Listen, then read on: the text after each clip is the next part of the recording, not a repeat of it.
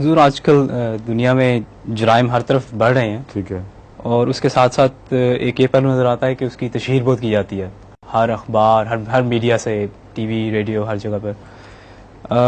حضور یہ پوچھنا تھا کہ اسلامی نقطہ نگاہ سے جرائم کی تشہیر یا ان کے بارے میں انفارم کرنا لوگوں کو یا اصلاح کے لیے اس کے بارے میں کچھ اسلامی نقطہ بتائیں. نگاہ سے تشہیر سزا یافتہ لوگوں کے متعلق نہ صرف جائز بلکہ بعض جگہ ضروری ہے، لیکن الزام کی تشہیر کی اجازت نہیں.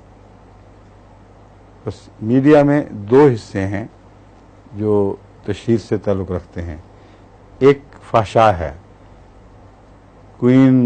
پرنسسز، کوئنز اور شہزادوں کے متعلق وہ باتیں پکڑ کے تجسس کر کے ان کے وہ نئے معنی، گندے معنی پہنا کر خوب مشتہر کرتے ہیں اور کہتے ہیں کہ یہ آزادی ضمیر ہے، آزادی صحافت ہے.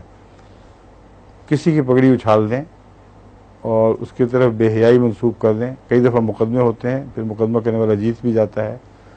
صاف پتہ چلتا ہے کہ یہ عدالتی فیصلے تھے جن کو صحافت نے اپنے قبضے میں لے لیا، اور صحافت کا کوئی حق نہیں تھا کہ فحشا کی تشہیر کرے.